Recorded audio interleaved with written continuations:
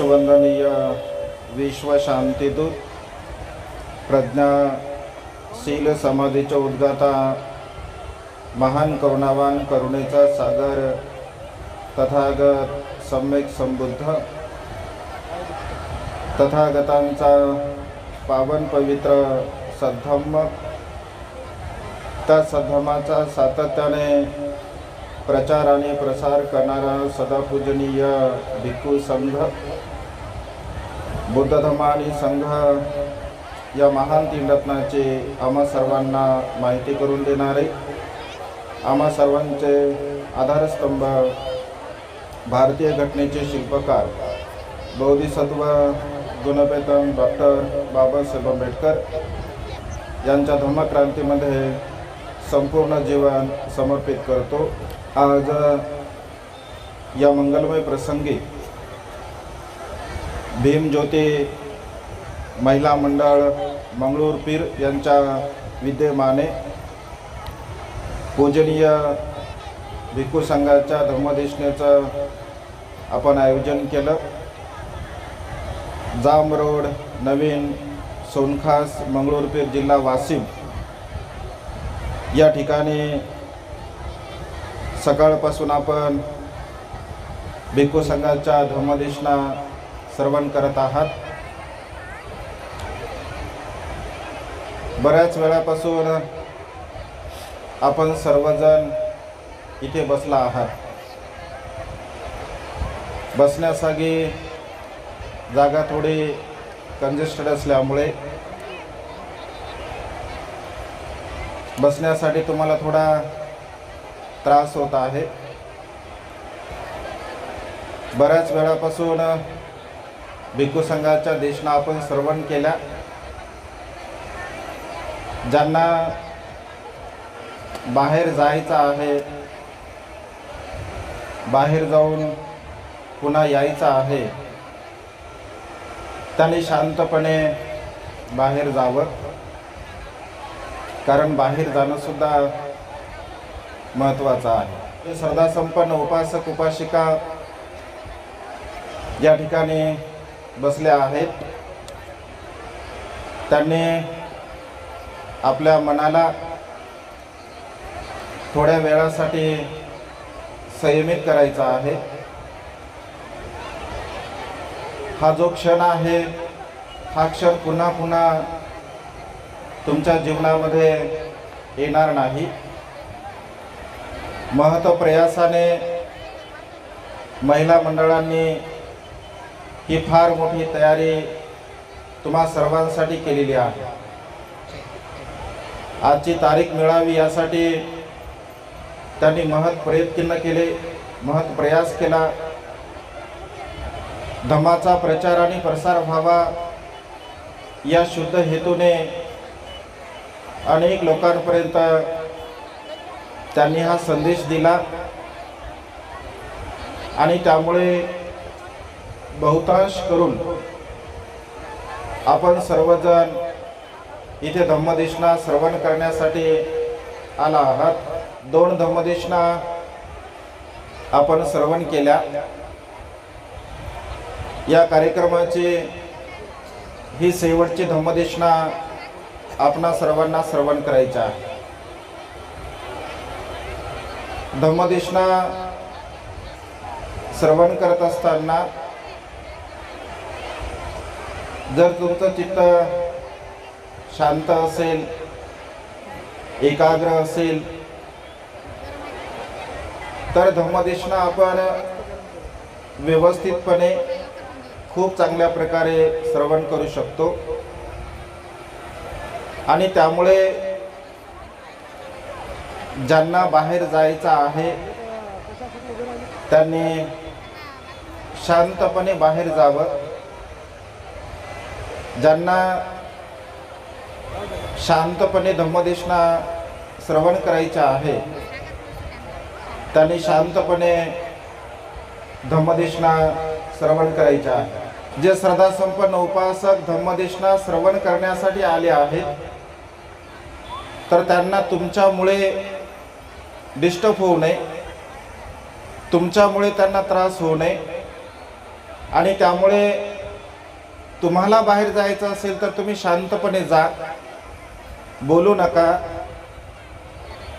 मी बोलत आहे, हा आवाज जर तुमच्यापर्यंत पोहोचत असेल, जे बोलत आहेत त्यांच्यापर्यंत, तर आपण बोलू नये. आपापसामध्ये सुद्धा तुम्ही इथे बसला आहात, त्यांनी कोणीही बोलू नये. कारण धम्मदेशना देण्यासाठी, धम्मदेशना श्रवण करण्यासाठी तुम्हाला बोलण्याची काय फार आवश्यकता नाही आहे. जर तुमची इच्छा नसेल धम्मदेशना श्रवण करण्याची, तसं बहुतांश लोक बसलेले आहेत, परंतु ज्यांची इच्छा आहे धम्मदेशना श्रवण करण्याची, ऐकण्याची, तर त्यांना आपल्यामुळे त्रास होऊ नये, त्यांना आपल्यामुळे अडथळा निर्माण होऊ नये. जर तुमच्यामुळे जे धम्मदेशना श्रवण करत आहेत त्यांना जर अडथळा निर्माण होत असेल, तर 2-2.5 तासापर्यंत जे तुम्ही ऐकलं, जे तुम्ही श्रवण केलं, त्याचा काही एक फायदा होणार नाही आहे. फार मोठ्या संख्येने या वाशिम जिल्ह्यातील, विशेष रूपाने मंगळूरपीर या गावातील श्रद्धासंपन्न उपासक उपासिका धम्मदेशना श्रवण करण्यासाठी आल्या आहात. आता धम्मदेशनाला मी सुरुवात करत आहे. आपण सर्वांनी एकदा साधुवाद द्यावा. म्हणा साधू साधू साधू. धम्मदेशना श्रवण करत असताना आपलं चित्त, आपलं मन एकाग्र असावं. जर धम्मदेशना श्रवण करत असताना आपलं चित्त जर एकाग्र नसेल, आपलं मन जर शांत नसेल, जसं मी तुम्हाला उदाहरण देतो, समजून घ्या, एका पातेल्यामध्ये आपण पाणी घेतलेलं आहे, पाणी एकदम स्वच्छ आहे. लक्षपूर्वक ऐका, मी तुम्हाला विचारत आहे.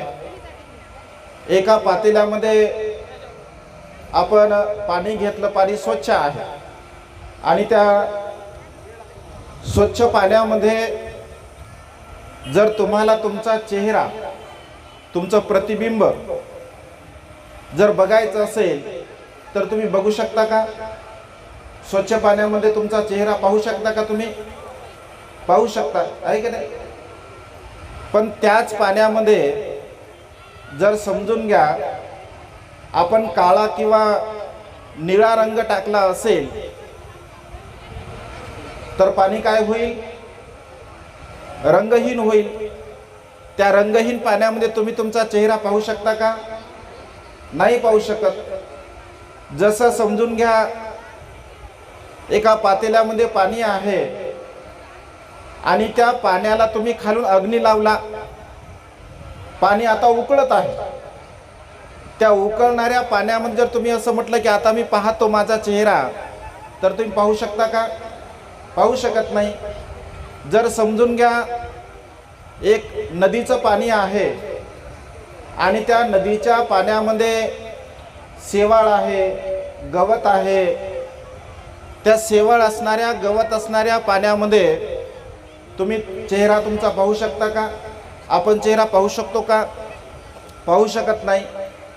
जर पाणी समजून घ्या हेलकावे खात आहे, हवा आहे, आणि हेलकावे खाणारं पाणी, त्या हेलकाव्या खाणाऱ्या पाण्यामध्ये जर आपण आपला चेहरा पाहण्याचा प्रयत्न केला तर पाहू शकतो का? पाहू शकत नाही. उदाहरण आहे, उदाहरण आहे. पाणी म्हणजे आपलं मन, पाणी म्हणजे आपलं मन. पाणी रंगहीन झालं म्हणजे, पाणी उकळलं म्हणजे, पाण्यामध्ये रेती शेवाळ असणं म्हणजे, पाण्यामध्ये घाण असणं म्हणजे आपल्या मनातील विकार. ज्याप्रमाणे पाण्यामध्ये रंग आहे, पाणी उकळत आहे, रेती शेवाळ आहे किंवा गढूळ पाणी झालेलं आहे, त्यामध्ये आपला चेहरा आपण पाहू शकत नाही. अगदी तशाच प्रकारे जर आपल्या चित्तामध्ये राग असेल, जर आपल्या चित्तामध्ये द्वेष असेल, जर आपल्या चित्तामध्ये मोह असेल, मीपणा असेल, गर्व असेल, आपलं चित्त चंचल असेल, तर आपण धम्मदेशना श्रवण करू शकत नाही. फदनं चपलं चित्तं दुरख दुनिवारयं उजुं करोति मेधावी उसुकारव तेजनं, असं भगवंताने म्हटलं आहे. त्याला अनुसरून अलीकडच्या काळामध्ये बहिणाबाई चौधरी नावाची कवी म्हणते, मन ओढाय ओढाय उभ्या पिकातल ढोर किती हाकला हाकला परी येई पिकावर. मन अत्यंत चंचल आहे, मन अत्यंत दुर्दम्य आहे, मन अत्यंत कठीण आहे. या कठीण मनाला, या चंचल मनाला, या दुर्दम्य मनाला एका ठिकाणी केंद्रित करणे, एका ठिकाणावरती त्या मनाला ठेवणे, एका ठिकाणावरती त्या मनाला गुंतवणे अत्यंत कठीण गोष्ट आहे. कारण भगवंत असे म्हणतात की माकडासारखं मन आहे मनुष्याचं. जसं माकड एका फांदीवर राहत नाही, या फांदीवरून त्या फांदीवर, त्या फांदीवरून त्या फांदीवर, त्या फांदीवरून त्या फांदीवर, एका फांदीवर ते बिलकुल राहू शकत नाही, कारण त्याचा तो स्वभाव आहे. आणि त्यामुळे एका विषयावरती माणसाचं मन टिकून राहू शकत नाही. एवढा सुंदर उपदेश भंतेजींनी तुम्हा सर्वांना दिला. सुरुवातीला सुद्धा पूजनीय भिक्खू एन धम्मानंदजी बोलले, 1.5 तासापर्यंत पूजनीय भिक्खू करुणानंदजी बोलले. एवढं प्रसन्न तुमच्या चित्ताला केलं, एवढं प्रसन्न तुमच्या मनाला केलं. आणि अगदी 5 मिनिटाचा अवधी झाला भंतेंचं प्रवचन होऊन. लगे असं वाटत होतं की जसा काय इथे बाजार भरलेला आहे. म्हणजे 10 मिनिटापूर्वी असं वातावरण होतं, एवढं शांततेने, एवढे प्रसन्नतेने तुम्ही धम्मदेशना श्रवण करत आहात. 10 मिनिटांतर असं वाटलं की इथे बाजार भरलेला आहे. धम्मदेशना श्रवण करण्यासाठी तुम्ही आला आहात ना? ऐक ना, धम्मदेशना श्रवण करण्यासाठी आपण आला आहात. जर धम्मदेशना श्रवण करण्यासाठी आपण आलो आहो, एवढा मोठा महिला मंडळांनी खर्च केला, एवढी सोपी गोष्ट आहे का? एवढा खर्च करणे, एवढी तयारी करणे, एवढी साधी आणि सोपी गोष्ट आहे का? बिलकुल सोपी गोष्ट नाही आहे. यासाठी त्यांना परिश्रम करावे लागले. हा कुठे एवढा मोठा उत्सव त्यांनी निर्माण केला. तुम्ही सर्वांनी टाळ्या वाजवा बघा, त्यांचं स्वागत करा. म्हणजे त्या ज्या महिला मंडळ आहे, फक्त त्यांनीच दान म्हणजे एकत्रित केलं, त्यांचं किती मोठी गोष्ट आहे बघा. एवढा मोठा उत्सव त्यांनी स्वतःच्या मेहनतीने, परिश्रमाने म्हणजे निर्माण केला आहे. आणि त्यामुळे तुमचं हे कुशल कर्म आहे, तुमचं हे पुण्यकर्म आहे की तुम्हाला महिलांमुळे एवढी मोठी धम्मदेशना श्रवण करण्याची सुवर्ण संधी प्राप्त होत आहे. आणि त्यामुळे बांधवांनो, आम्ही लगेच इथून पुन्हा दुसरीकडे धम्मदेशनेसाठी जाणार आहे. त्यामुळे अधिकचा वेळ आमच्याकडे नाही आहे, कारण पुन्हा संध्याकाळचं सुद्धा कार्यक्रमाचं नियोजन आहे. इथे धम्मदेशना देऊन पुन्हा दुसरीकडे धम्मदेशना द्यायची आहे. रात्रभर आम्हाला प्रवास करून चंद्रपूर जिल्ह्यामध्ये संघारामगिरीला जायचं आहे. ज्ञानज्योती भंतेंचा कार्यक्रम आहे आज आणि उद्या. रात्रभर प्रवास करून उद्या सकाळी 9 ते 11 पर्यंत आमची धम्मदेशना आहे. म्हणजे रात्रभर इथे आम्ही प्रवास करणार आहोत आज संध्याकाळी. आणि त्यामुळे धम्मदेशना श्रवण करणे, धम्मदेशना देणे किंवा धम्माचा प्रचार आणि प्रसार करणे एवढी साधी आणि सोपी गोष्ट नाही आहे. 15 तारखेला आम्ही औरंगाबादवरून निघालो. 15 तारखेला, 8 तारखेला आम्ही औरंगाबादला पोहोचणार आहोत. विचार करा तुम्ही, सतत आम्ही फिरत असतो केवळ बाबासाहेबांच्या धम्म चळवळीला गतिमान करण्यासाठी. आपली सुद्धा जबाबदारी आहे, आपलं सुद्धा कर्तव्य आहे की बाबासाहेबांच्या धम्म चळवळीला, बाबासाहेबांच्या धम्म रथाला गतिमान करण्यासाठी मी काय करू शकतो, मी काय देऊ शकतो, माझ्याच्याने काय देणं होतं बाबासाहेबांच्या धम्म चळवळीला मला गतिमान करायचं आहे. एवढा मोठा महान त्याग बाबासाहेबांनी आपल्यासाठी केलेला आहे. एवढा मोठा महान त्याग माता रमाईने आपल्यासाठी केलेला आहे. या त्यागाची परतफेड आपण कधी करू शकत नाही. माझं स्वतःचं वैयक्तिक असं मत आहे, बाबासाहेबांच्या धम्मक्रांतीसाठी संपूर्ण जीवन जरी आपण खर्च घातलं, संपूर्ण जीवन जरी समर्पित केलं, तरी सुद्धा बाबासाहेबांच्या धम्म चळवळीसाठी एक तीळ मात्र अंश सुद्धा आपण बाबासाहेबांच्या उपकाराची परतफेड करू शकत नाही. एवढे महान आणि असीम बाबासाहेबांच्या आपल्यावरती उपकार आहे. माती मोल आपलं जीवन होतं. प्राण्याला सुद्धा सन्मान होता, प्राण्याला सुद्धा चांगल्या प्रकारचं जीवन जगण्याचा अधिकार होता. परंतु मनुष्य असून मनुष्याला म्हणजे आपल्याला अधिकार नव्हता. हा सर्व काही अधिकार बाबासाहेबांनी आपल्याला बहाल केला. महत् प्रयासाने, परिश्रमाने हा धम्मरथ बाबासाहेबांनी इथपर्यंत आणलेला आहे. आणि त्यामुळे बांधवांनो, बाबासाहेबांच्या धम्मरथाला गतिमान करण्यासाठी आपली जबाबदारी फार मोठी आहे. आणि त्यामुळे आपण या जबाबदारीला सांभाळलं पाहिजे, या जबाबदारीला आपण समजून घेतलं पाहिजे. या जबाबदारीला जर आपण समजून घेत असेल, सांभाळत असेल आणि त्यानुसार जीवन जगण्याचा जर आपण प्रयत्न करत असेल, तर नक्कीच आपण सुखपूर्वक जीवन जगू शकतो. थोडक्यामध्ये मी तुम्हाला धम्मदेशना देणार आहे. खरं तर माझा विषय वेगळा होता, पण वातावरणाला अनुसरून वेगळा विषय झालेला, वेगळा विषय म्हणजे मी बोलणार आहे. तर एकदा एक प्रसंग आहे भगवंताच्या काळामध्ये. समाजाचं जेव्हा आपण काम करतो, समाजाचं जेव्हा नेतृत्व केलं जातं, एक छोटंसं उदाहरण आहे. एकदा राजा प्रसेनजित भगवंताकडे येत असतो आणि राजा प्रसेनजित भगवंताकडे येत असल्या कारणाने तो भगवंताला म्हणतो की भगवान, माझा अत्यंत प्रिय असा हत्ती आहे. भगवान, माझा अत्यंत प्रिय हत्ती सध्या लंगडत आहे. तो मला खूप प्रिय आहे. त्या हत्तीवरती बसून अनेक प्रकारचे युद्ध मी जिंकलेले आहे. भगवान, तुम्ही काहीतरी करा आणि माझा जो लंगडणारा हत्ती आहे त्याला तुम्ही बरं करा. कारण मी अनेक वैद्यांना दाखवलं, अनेक वैद्यांनी त्याला चेक केलं, त्या हत्तीला कोणत्याही प्रकारची जखम नाही आहे.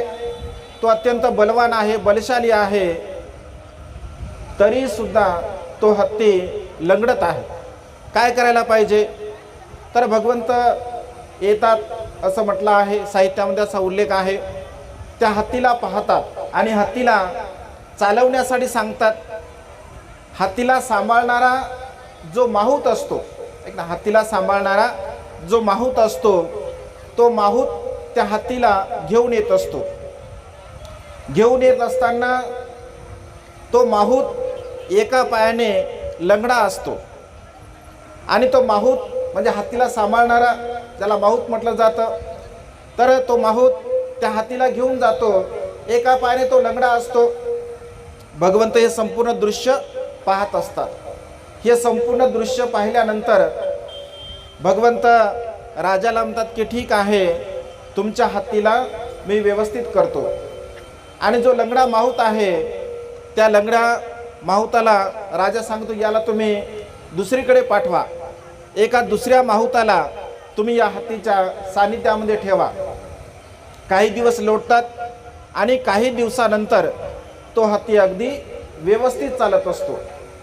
जेव्हा भगवंताला पुन्हा तो बोलवतो राजा प्रसेनजित आणि त्यांना म्हणतो की भगवान किती आश्चर्य आहे, भगवान किती अद्भुत आहे.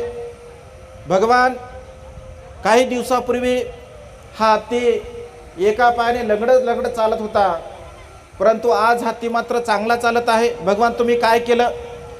भगवंत असे म्हणतात मी काहीही केलेलं नाही आहे. तुम्हाला प्रश्न करतो हत्ती का चालला बरं? हत्ती का चालला?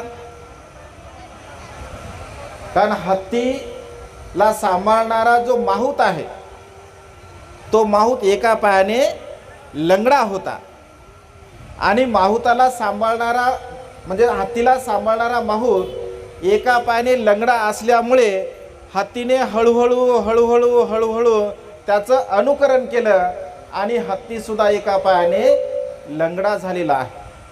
पण जेव्हा चांगला माहूत त्या हत्तीला सांभाळण्यासाठी दिला तर अगदी काही दिवसामध्ये तो हत्ती पूर्ववत जसा होता तशा प्रकारे चालू लागलेला आहे. उदाहरण आहे, उपमा आहे, दृष्टांत आहे. आता सध्या सुद्धा आपल्या समाजाला दिशा देणारे जे माहूत आहेत एका पायाने लंगडे नसून दोन्ही पायाने लंगडे आहेत आणि त्यामुळे समाजाची दिशा मात्र वेगवेगळ्या मार्गाने जाताना आपण जाताना पाहत आहोत. आणि त्यामुळे या माहुतासारखं आपण जे काही कार्य करत असतो, आपण ज्या मार्गाने जीवन जगत असतो, बाबासाहेब आपले मार्गदर्शक आहे, भगवान बुद्ध आपले मार्गदर्शक आहे आणि बाबासाहेबांनी सांगितलेल्या मार्गाला अनुसरून आपण जीवन जगण्याचा प्रयत्न केला पाहिजे. बाबासाहेबांनी दिलेला जो धम्म आहे त्या धम्माला यथार्थ रूपाने आपण जाणलं पाहिजे, समजून घेतलं पाहिजे. समाज कार्य करत असताना आपण एकोप्याने अगदी समाज कार्यसुद्धा करण्याचा प्रयत्न केला पाहिजे. 4 प्रकारचे मनुष्य या संसारामध्ये असतात असं भगवंताने म्हटलं आहे. जसं 4 प्रकारचे फुलं निसर्गामध्ये आपण पाहत असतो, अगदी तशा प्रकारे जसं काही फुलांना सुगंध असतो.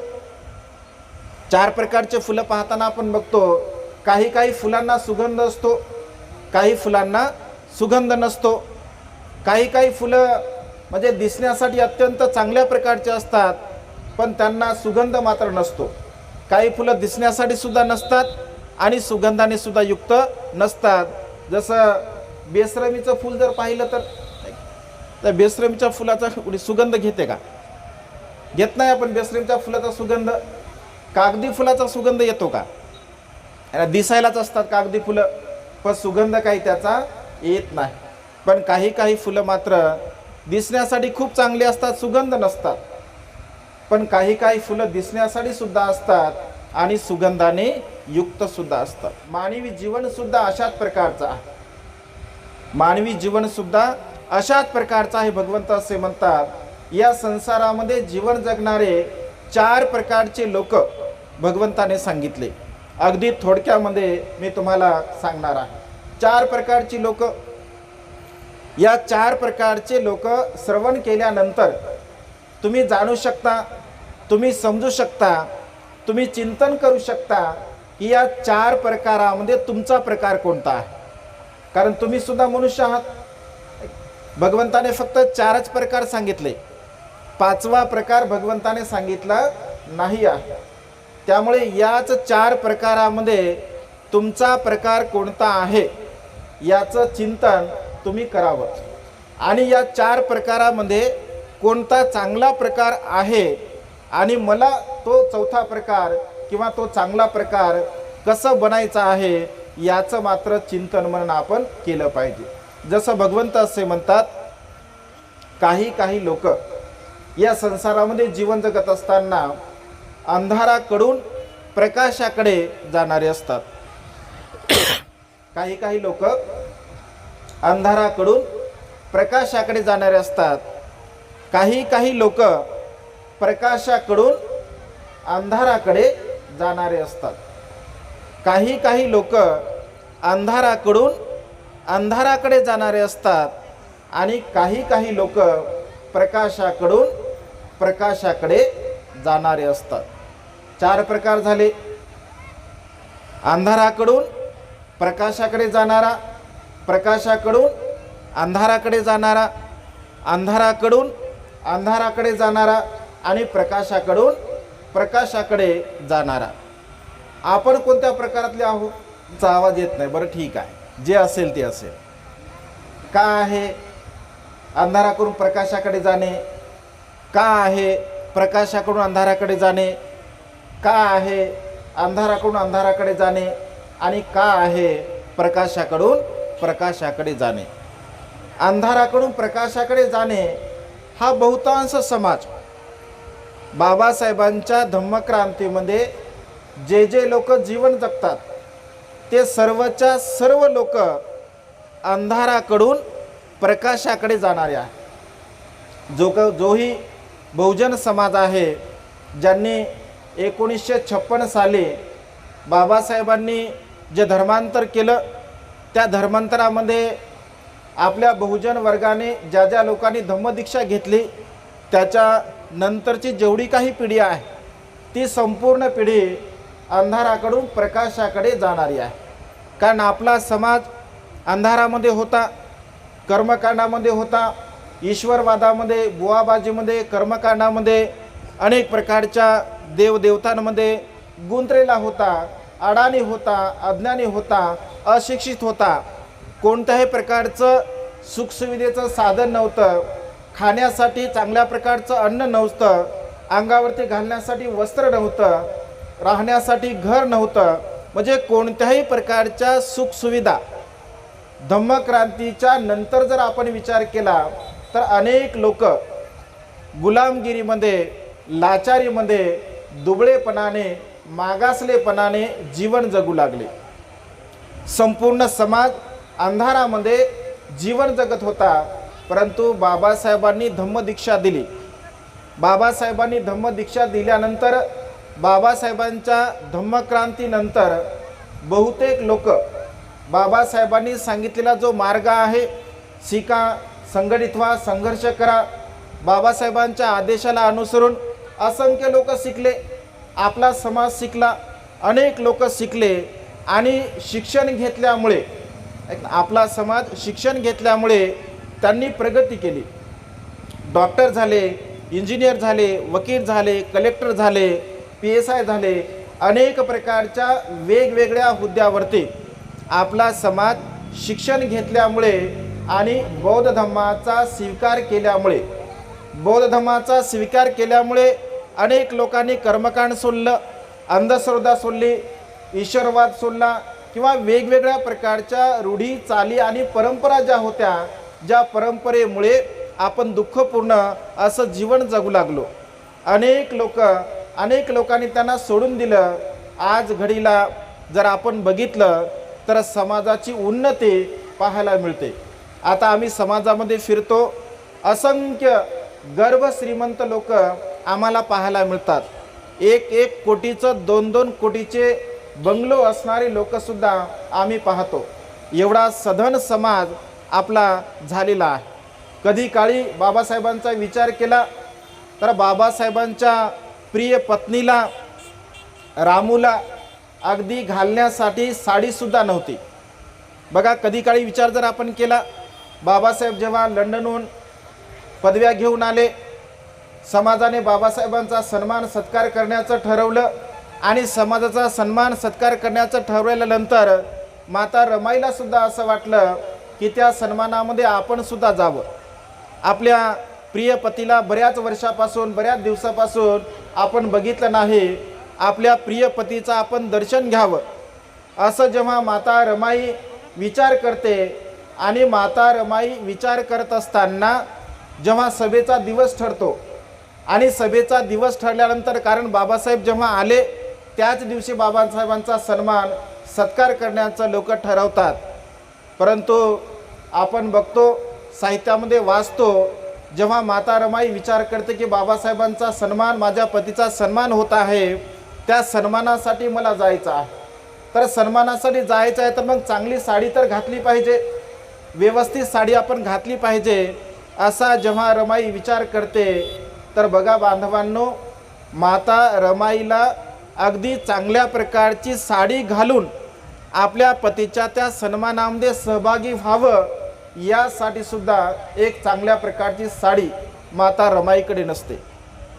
माता रमाई विचार करते की माझ्या अंगावरती असणाऱ्या साडीला असंख्य ठिगळं लागलेले आहेत आणि अशा प्रकारची साडी जर मी घालून गेले तर लोक म्हणतील, बघा बॅरिस्टरांची पत्नी रमाई, तिला घालण्यासाठी चांगली साडीसुद्धा नाही आहे. असं जर लोकांनी म्हटलं तर माझा अपमान होईल. माझा तर अपमान होईलच होईल, परंतु माझ्या पतीचा सुद्धा अपमान होईल.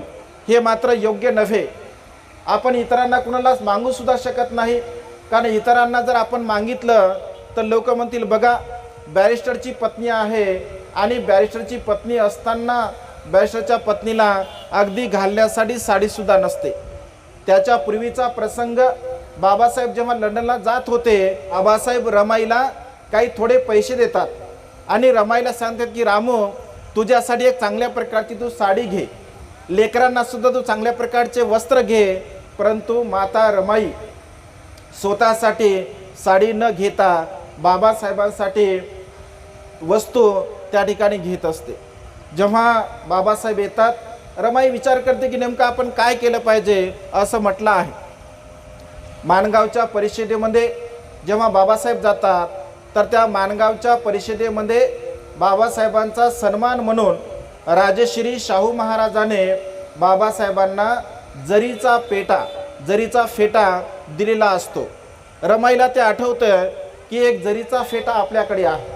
जेव्हा रमाई तो फेटा बघते आणि असं म्हटलं आहे, तो फेटा घालून माता रमाई त्या कार्यक्रमासाठी हजर होत असते. बघा, बॅरिस्टरची पत्नी माता रमाई अगदी आपल्या पतीच्या सन्मानाला जाण्यासाठी माता रमाईकडे एक साधं लुगडं, साधी साडीसुद्धा नव्हती. आज जर आपण विचार केला, आज जर आपण चिंतन केलं, मनन केलं, तर साधी माझी माता भगिनी असेल, मला असं वाटत नाही की असे एकही भगिनी असेल की हिच्या अंगावरती 2-4 हजाराच्या किमतीची साडी नसेल. 2,000 असेल, 4,000 असेल, 5,000 असेल, अगदी 50-50 हजाराच्या किमतीच्या साड्या आज बाबासाहेबांच्या त्यागामुळे, माता रमाईच्या त्यागामुळे आपल्याला मिळत आहे.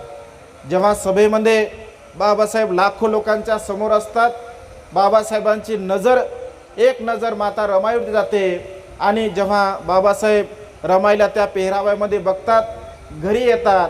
घरी आल्यानंतर असं म्हटलं आहे, घराचा दरवाजा बंद करून ढसाढसा लहान लेकरासारखे बाबासाहेब रडत असतात. का? कारण बाबासाहेब असं की रामू, मी समाजासाठी खूप काही करत आहे, परंतु तुझ्यासाठी, आपल्या पुत्रांसाठी, लेकरांसाठी, परिवारासाठी मी मात्र काहीही करू शकत नाही. याची मला खंत आहे. कारण बाबासाहेबांची 4 मुलं बघा मृत्यूला प्राप्त झाले. बाबासाहेबांचा राजरत्न मृत्यूला प्राप्त झाला, बाबासाहेबांचा गंगाधर मृत्यूला प्राप्त झाला, बाबासाहेबांचा रमेश मृत्यूला प्राप्त झाला, बाबासाहेबांची इंदुमती मृत्यूला प्राप्त झाली. राजरत्न जेव्हा मृत्यूला प्राप्त होतो, तेव्हा बाबासाहेब असं म्हणतात की माझा राजरत्न हा राजबिंडा होता. माझा राजरत्नाला मला खूप शिकवायचं होतं, मला खूप मोठं बनवायचं होतं, त्याला ज्ञानी बनवायचं होतं, विद्वान बनवायचं होतं. माझ्यापेक्षा सुद्धा मी त्याला खूप चांगलं शिक्षण दिलं असतं, मला त्याला खूप शिकवायचं होतं, परंतु माझा प्रिय राजरत्न माझ्या मांडीवरती मृत्यूला प्राप्त झाला. बाबासाहेबांना हे दुःख सहन झालं नाही. बाबासाहेब अगदी लहान लेकरासारखे ढसाढसा रडू लागले. अनेक वेळापर्यंत बाबासाहेबांनी राजरत्नाला आपल्या मांडीवरती घेतलं आणि तशाच अवस्थेमध्ये बाबासाहेब बसले. कार्यकर्ते बाबासाहेबांकडे येतात आणि बाबासाहेबांना, बाबासाहेब आता बराच वेळ झालेला आहे, राजरत्नाला आपण शेवटचा निरोप दिला पाहिजे. म्हणजे अगदी शेवटचा निरोप देत असताना राजरत्नाच्या असं म्हटलं आहे, शेवला गुंडाळण्यासाठी साधं वस्त्रसुद्धा नव्हतं. किती मोठा त्याग आहे बाबासाहेबांचा, किती मोठा त्याग आहे माता रमाईचा. त्या त्यागाची आपण कधीही परतफेड करू शकत नाही. असंख्य वेदना बाबासाहेबांना भोगावं लागल्या आहे, असंख्य दुःख बाबासाहेबांना भोगावं लागलं आहे. एवढे विद्वान, एवढे ज्ञानी, एवढे पंडित बाबासाहेब होते, तरी सुद्धा बाबासाहेबांना अनेक प्रकारच्या समस्येला तोंड द्यावं लागलं. जेव्हा आपण बडोद्याचा प्रसंग पाहतो, बाबासाहेब जेव्हा बडोद्याला नोकरी करण्यासाठी जातात, अनेक दिवसापर्यंत बाबासाहेबांना अगदी राहण्यासाठी रूम सुद्धा मिळत नाही. ऑफिसमध्ये आपण बघतो साधा चपरासी, ज्याची कुठल्याही प्रकारची लायकी नाही आहे, असा चपरासी सुद्धा बाबासाहेबांच्या टेबलवरती फाईल असा दुरून फेकत असे. एवढं दुःख बाबासाहेबांनी तिथे सहन केलं. अगदी स्वतःचं नाव बदलून बाबासाहेबांना फारसी लोकांकडे राहावं लागलं. शेवटी त्यांना कळालं की बाबासाहेब हे म्हणजे महार जातीतून आले आहे. अगदी 10, 15, 20 लोक काठ्या लाठ्या घेऊन बाबासाहेबांना तिथे मारण्यासाठी सुद्धा आले. बाबासाहेबांनी समयस्थिरता साधून त्या ठिकाणी त्यांना शांत केलं. रात्रभर बाबासाहेब एका झाडाखाली बसले, रात्रभर रडत होते आणि तिथे बाबासाहेब विचार करू लागले, संकल्प करू लागले, मी बॅरिस्टर आहे, मी एवढा विद्वान आहे, एवढा ज्ञानी आहे, एवढा पंडित आहे, जर माझी अवस्था अशी असेल, मला दुःख एवढं भोगावं लागत असेल, माझ्या हाल अपेष्टा जर एवढ्या होत असतील, तर माझा जो समाज आहे, जो अडाणी आहे, अज्ञानी आहे, अशिक्षित आहे, अशा समाजाला किती दुःख भोगावं लागत असेल, त्यांना किती यातना भोगाव्या लागत असतील. आणि बाबासाहेब तिथे संकल्प करतात की ज्या समाजामध्ये माझा जन्म झाला आहे, त्या समाजाचा उद्धार केल्याशिवाय मी राहणार नाही, असा प्रण बाबासाहेब त्या भूमीमध्ये घेत असतात. आपण जर बडोद्याला गेलात तर संकल्पभूमी आपला तिथे पाहायला मिळते. बांधवांनो, हा फार मोठा त्याग बाबासाहेबांचा आहे. हे सर्व अंधारामंद जीवन बाबासाहेबांमुळे आपल्याला प्रकाशमान झालेला आहे. आज आपण अत्यंत सुखपूर्वक असं जीवन जगत आहोत. आज गाड्याने घोड्याने आपण फिरतो, अगदी विमानाने सुद्धा फिरतो.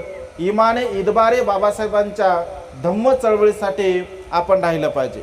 धम्म चळवळ कशा प्रकारे गतिमान होईल, धम्म चळवळ कशा प्रकारे समाजामध्ये रूढ होईल, समाजामध्ये धम्माचा प्रचार आणि प्रसार कसा होईल, याचं चिंतन मनन आपण सातत्याने केलं पाहिजे. आणि त्यामुळे आपला संपूर्ण समाज हा अंधाराकडून प्रकाशाकडे जाणार आहे. बाबासाहेबांच्यामुळे आपल्याला शिक्षण मिळालं, आपण शिकू लागलो, ज्ञानी बनलो, विद्वान बनलो आणि अत्यंत सुखपूर्वक असं आपण जीवन जगत आहोत. आणि त्यामुळे काही लोक बाबासाहेबांच्या आदेशाला अनुसरून बाबासाहेबांना आपला एकनिष्ठ पिता समजून, ज्यांनी बाबासाहेबांचं ऐकलं, ज्यांनी रूढी असेल, परंपरा असेल, अंधश्रद्धा असेल, कर्मकांड असेल, ईश्वरवाद असेल, या सर्व प्रकारच्या गोष्टींचा त्याग करून बौद्ध धम्माचा ज्यांनी यथोचितपणे स्वीकार केला आणि त्यानुसार जीवन जगण्याचा प्रयत्न केला, तो समाज आज उन्नतीच्या मार्गावरती आपल्याला पाहायला मिळतो. आणि त्यामुळे काही लोक अंधाराकडून प्रकाशाकडे गेलेले आहेत, म्हणजे अत्यंत सुखपूर्वक असं जीवन जगत आहेत. परंतु काही लोक आजही मात्र प्रकाशाकडून अंधाराकडे जाताना आपल्याला पाहायला मिळत आहे. अनेक लोक आता शिकले, अनेक लोक ज्ञानी बनले, अनेक लोक विद्वान बनले, पंडित बनले, परंतु आता मात्र पोट भरलं. जसं बंतेजी नेहमी उंदराची गोष्ट सांगतात, तसं समाजामध्ये काही लोक आता निर्माण होताना आपल्याला पाहायला मिळत आहे. शिकले आहे, सवरलेले आहे आणि पुन्हा मात्र त्या कर्मकांडाकडे, ईश्वरवादाकडे, बुवाबाजीकडे, देवदेवतांकडे असंख्य लोक जाताना आपल्याला पाहायला मिळत आहे. म्हणजे आज सुखपूर्वक जीवन जगत आहेत. ज्या दुःखातून आपण आलो, ज्या नरकातून आपण आलो, पुन्हा काही लोक मात्र तिकडे जाण्याचा प्रयत्न करत आहेत आणि दुःखपूर्ण आपलं जीवन जगत आहे. अंधाराकडून प्रकाशाकडे जाणारा व्यक्ती हा सुखपूर्वक जीवन जगतो, परंतु प्रकाशाकडून अंधाराकडे जाण्याचा जर आपण विचार करत असेल तर पुन्हा मात्र ते गुलामगिरीचे दिवस आल्याशिवाय राहणार नाही. आणि त्यामुळे भीमाचं लेकरू सतर्क असलं पाहिजे, जागं असावं, भीमाचं पिल्लू जागं असावं असं म्हटलं आहे. सदा सर्व काळ आपण जागरूक असलो पाहिजे. सदा सर्व काळ आपण जर जागरूक असेल तर खऱ्या अर्थाने आपली उन्नती होणार आहे. आणि त्यामुळे प्रकाशाकडून अंधाराकडे आपण जाऊ नये.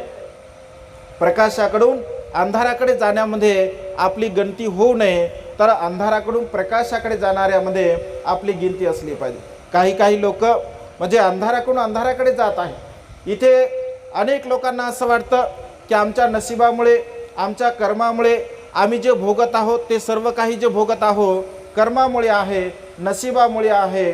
बांधवांनो, इथं नशीब वगैरे काही नाही आहे.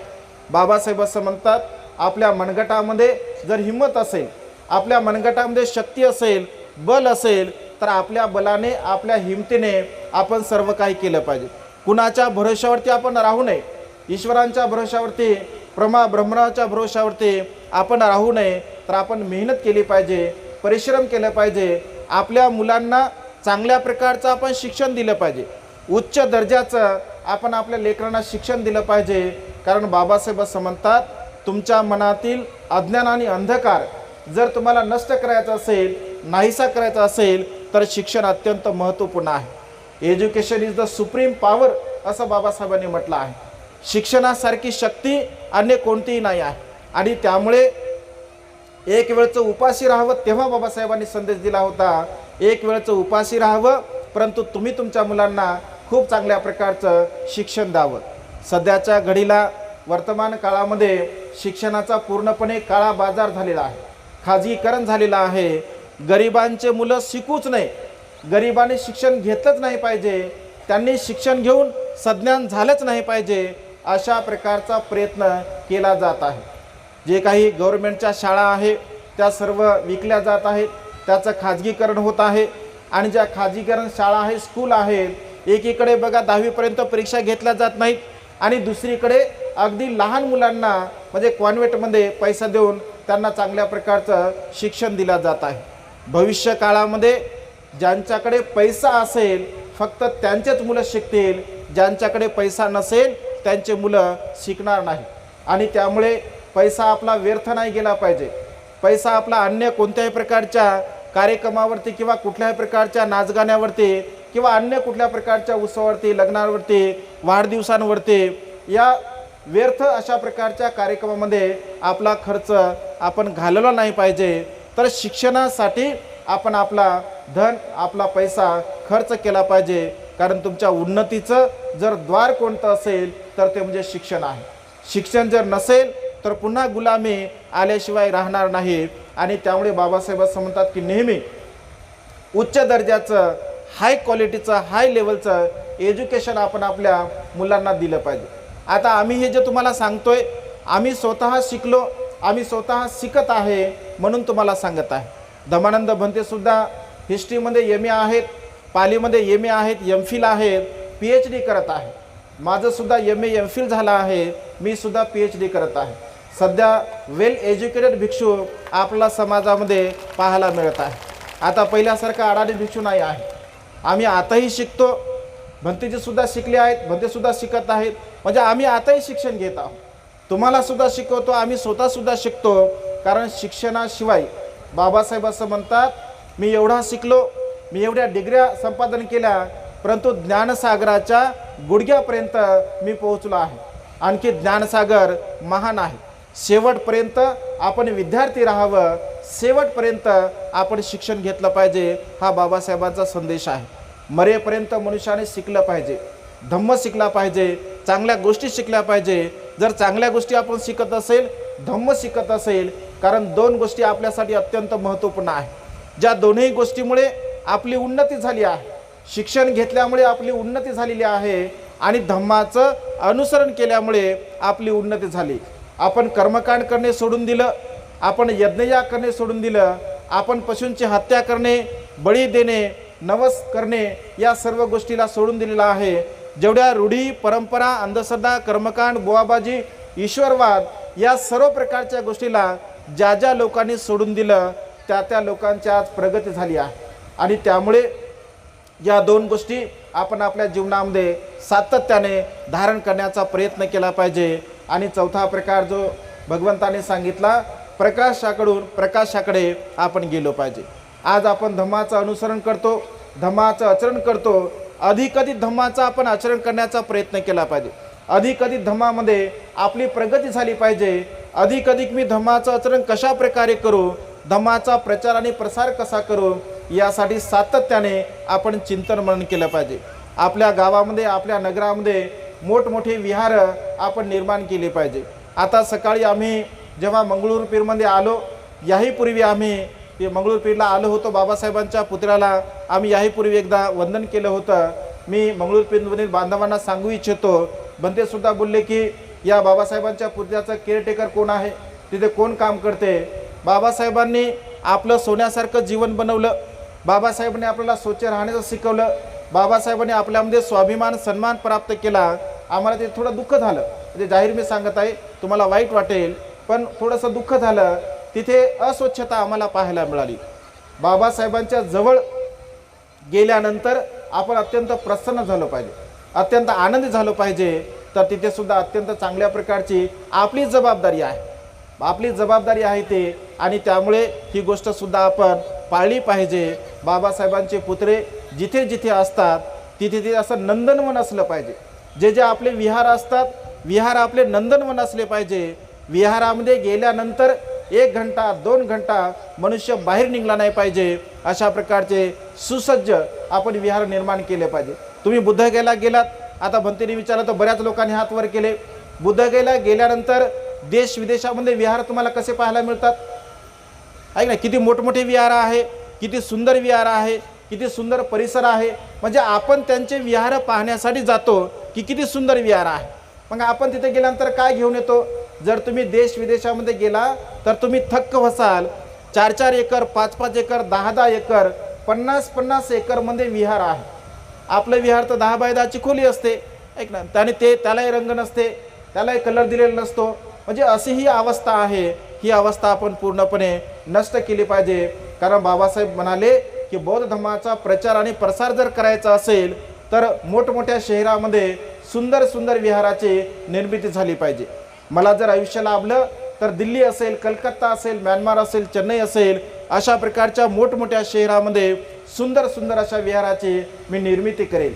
विहार केवळ वंदनेसाठी नसावं, विहारामध्ये सुसज्ज अशा प्रकारची लायब्ररी असावी, सुसज्ज अशी अभ्यासिका विहारामध्ये असावी. म्हणजे विहारामधून आपले विद्यार्थी घडले पाहिजे. विहारामधून धम्म चळवळ, विहारामधून सामाजिक चळवळ, विहारामधून राजकीय चळवळ निर्माण होऊ शकते. आणि त्यामुळे सातत्याने चांगल्या प्रकारचे विहारसुद्धा आपण निर्माण करण्याचा प्रयत्न केला पाहिजे. आणि त्यामुळे बांधवांनो, प्रकाशाकडून प्रकाशाकडे जाणारे आपण झालो पाहिजे. आज आपण सुखपूर्वक जीवन जगत आहोत, तर अधिक मी कशा प्रकारे धम्माचं अनुसरण करेल, धम्माचं आचरण करेल, याचं चिंतन मनन आपण करण्याचा प्रयत्न केला पाहिजे. आणि त्यामुळे आज आपण महत प्रयासाने हा बाबासाहेबांनी धम्मरथ इथपर्यंत आणलेला आहे. बाबासाहेब असं म्हणाले, हा धम्मरथ मी महत प्रयासाने आणलेला आहे. या धम्मरथाला जर तुम्हाला समोर नेता येत नसेल तर तुम्ही नेऊ नका, पण किमान या धम्मरथाला पाठीमागे खेचण्याचे मात्र तुम्ही काम करू नका. आणि त्यामुळे हा धम्मरथ बाबासाहेबांनी आपल्याला महत प्रयासाने इथपर्यंत आणून दिलेला आहे. बाबासाहेब म्हणाले, मला जर आयुष्य लाभलं तर माझं शेवटचं आयुष्य, शेवटचा काळ, शेवटचं जीवन बौद्ध धर्माचा प्रचार आणि प्रसार करण्यासाठी मी घालवणार आहे. कारण जेव्हा मी राजकारणाकडून धम्मकारणाकडे आलो तर मला असं जाणवलं की वाळवंटाकडून मी हिरवळीकडे आलो आहे. आणि त्यामुळे बौद्ध धर्माचा प्रचार आणि प्रसार करणे यासारखं कोणतंही पुण्यकार्य, महान कार्य नाही आहे. आणि त्यामुळे ज्यांनी स्वतःला बौद्ध धर्माचा प्रचार आणि प्रसार करण्यासाठी ज्यांनी स्वतःला समर्पित केलं, आपण समर्पित करावं. मी काय करू शकतो याचं सतत आपण चिंतन मनन केलं पाहिजे. ज्योती महिला मंडळ 5-10 महिला आहे. 5-10 महिलांनी आज एवढा समाज एकत्र केलेला आहे. जर आपण चांगलं कार्य करण्याचा जर संकल्प केला किंवा चांगला आपला संकल्प असेल, आपला उद्देश जर चांगला असेल, आपला उद्देश जर प्रामाणिक असेल तर आपल्याला यश आल्याशिवाय राहत नाही. आणि त्यामुळे प्रामाणिकपणे बाबासाहेबांच्या धम्म चळवळीचं आपण काम केलं पाहिजे. एकोप्याने काम केले पाहिजे. एकत्रित राहून आपण काम केलं पाहिजे. एकत्रित जर आपण राहून काम करत असेल, एकोप्याने जर आपण काम करत असेल तर कोणतंही कार्य आपण यशस्वी करू शकतो. आणि त्यामुळे एकता अत्यंत महत्त्वपूर्ण आहे. एक छोटंसं उदाहरण तुम्हाला एकतेचं सांगतो आणि धम्मदेशना माझी संपन्न करतो. एकता किती महत्त्वपूर्ण आहे, एकी किती महत्त्वपूर्ण आहे. एकी नसल्यामुळे काय अवस्था होते. मग एकी फक्त समाजासाठी नसावी, आपल्या घरामध्ये सुद्धा एकी असावी, समाजामध्ये सुद्धा एकी असावी, म्हणजे समूहामध्ये एकी असली पाहिजे असं म्हटलं आहे. एक छोटंसं उदाहरण मी तुम्हाला सांगतो. जसं एका गावामध्ये परिणाम कसे होतात बघा एकी नसल्यामुळे. एका गावामध्ये एक सरपंच असतो आणि बिनविरोध निवडून त्याला दिलेलं असतं आणि तो सरपंच चांगला असल्या कारणाने, बुजुर्ग असल्या कारणाने, अशिक्षित असतो, परंतु खूप चांगल्या प्रकारचं इमाने इतबारे तो समाजाचं काम करतो. आणि समाजाचं काम करत असताना लोक असं विचार करतात की हा सरपंच खूपच चांगला आहे आपल्या गावचा आणि एक आदर्श गाव आपल्या गावाला तो निर्माण करत असतो. आदर्श गाव आपल्या गावाला निर्माण केल्यानंतर तालुक्याच्या ठिकाणी त्याचा सन्मान करण्याचं ठरवलं जातं. तालुक्याच्या ठिकाणी त्याचा सन्मान करायचं ठरवलं जातं आणि तो विचार करतो की मला तालुक्याच्या ठिकाणी माझा सन्मान आहे. खेड्यागावामध्ये तो राहतो आणि खेड्यागावामध्ये राहत असल्यामुळे कधीतरी तो तालुक्याच्या गावी जात असतो आणि तो विचार करतो की मला तालुक्याच्या गावी जायचं आहे. मी तर साधे वस्त्रसुद्धा माझ्या अंगावरती व्यवस्थित नाही आहे आणि मला तर तालुक्याच्या ठिकाणी जायचं, अत्यंत ग्रामीण असं खेडं ते गाव असतं. तर तो विचार करतो की चांगले कपडे, चांगले वस्त्र आपण शिवले पाहिजे. असं म्हटलं आहे की तो एक झगा नावाचा म्हणजे जो काही पदार्थ अंगावरती जो जसं गावाकडे बघा नेहरू वगैरे लोक घालतात, इकडं जग्यासारखा असा एक तो त्याचा पेहराव असतो, तर तो पेहराव घालत असतो आणि त्याला असं वाटतं की नवीन शिवलं पाहिजे. त्यांच्या गावामध्ये सुद्धा तो टेलर काम करणारा व्यक्ती असतो, तो सुद्धा तालुक्याच्या ठिकाणून येत असतो. गावामध्ये दिवसभर काम करतो, संध्याकाळी तो निघून जातो.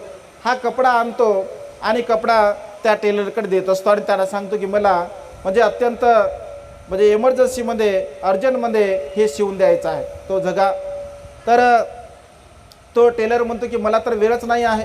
उदाहरण आहे, समजून घेण्यासाठी उदाहरणाचा, दृष्टांताचा उपयोग होत असतो आणि त्यामुळे केवळ उदाहरण आहे. त्यानंतर त्याला म्हणतो की मला शिवून देतो, म्हणतो वेळ नाही आहे. त्याला खूप रिक्वेस्ट करतो तो आणि टेलर म्हणतो की ठीक आहे शिवून देतो आणि टेलर निघून जातो आपल्या घरी निघून गेल्यानंतर हा सुद्धा बाहेर गेला असतो. याला तो दुसऱ्याकडे तो त्याचा पेहराव देत असतो आणि जेव्हा तो घरी येऊन पाहतो तर घरी येऊन आल्यानंतर त्याचा जो वरचा जो सदरा असतो तो मात्र फार मोठा झालेला असतो आणि तो विचार करतो की अरे मला तर तालुक्याच्या ठिकाणी जायचं आहे आणि माझा सदरा तर फार मोठा झाला. आता टेलरसुद्धा निघून गेला, याला थोडं कमी करायला पाहिजे आणि आता काय करू मी. तर तो विचार करतो की आता काय करायला पाहिजे. त्याला विचारामध्ये बघून त्याची पत्नी म्हणते काय झालं, तुम्ही काय विचारामध्ये आहात. तर तो म्हणतो की हा जो सदरा शिवलेला आहे हा सदरा थोडा लांब झालेला आहे. आता टेलरसुद्धा निघून गेला, तर तुला जर वेळ असेल तर याला थोडं कापून खालून त्याला तू शिवून देते का. तर पत्नी म्हणते नाही, आता सध्या काही मला वेळ नाही आहे म्हणते. तर तो म्हणतो ठीक आहे. मग पुन्हा त्याला असं वाटतं की आपण दुसरं कोणाला सांगावं. मग ते सुनाला सांगते. सुनही म्हणते मामाजी मी थोडं कामामध्ये आहे म्हणते आणि मलाही काय ते जमणार नाही म्हणते. पुन्हा आपल्या ती मुलीला सांगते. मुलगीसुद्धा म्हणते मलाही काही जमणार नाही, मला काम करायचं, अभ्यास करायचा आहे. अशा प्रकारे पतीही त्याचं काम करत नाही, सुनही त्याचं काम करत नाही, मुलगीही काम करत नाही. तो म्हणतो ठीक आहे, आता जसं असेल तसा मी ते घालून जातो आणि झोपी त्याचा सर्व जेवण करतात. झोपी गेल्यानंतर मध्यरात्री पत्नीला आठवते अरे माझ्या पतीचा सन्मान उद्या होत आहे आणि माझे पती तालुक्याच्या ठिकाणी जाणार आहेत. त्यांचा सदरा मोठा झालेला आहे, त्यांनी मला छोटंसं काम सांगलं पण ते काम मी नाही केलं, बरोबर नाही असं.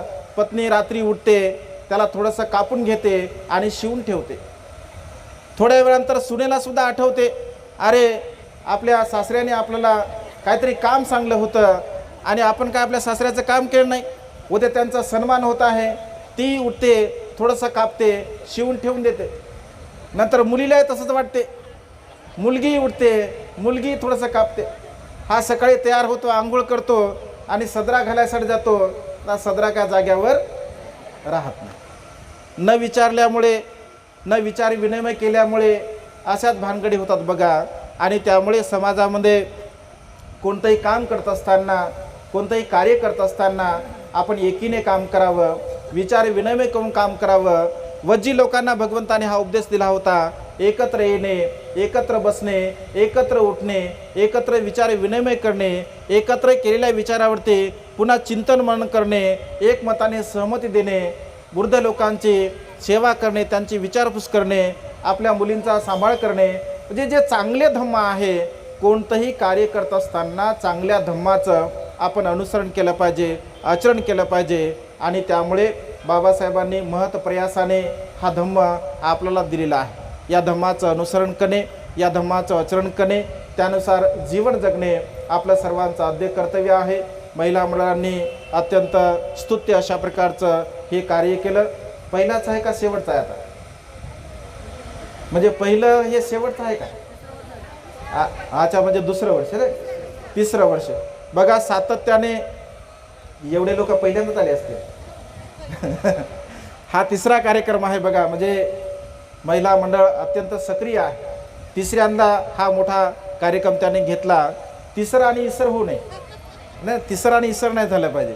जे सातत्याने धम्म चळवळ गतिमान केली पाहिजे, ऐक ना. बाबासाहेब असं म्हणाले, जागृतीचा विस्तव हा कधीही विझला नाही पाहिजे.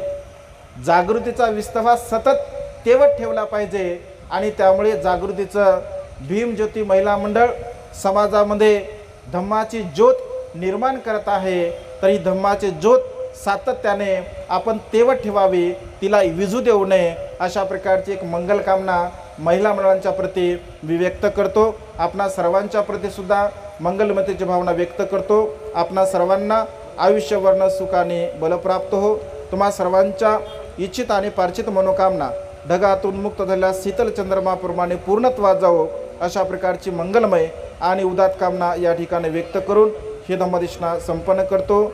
सर्वांचं मंगल हो, सर्वांचं कल्याण हो, सर्वांना दीर्घायुष्य लाभो.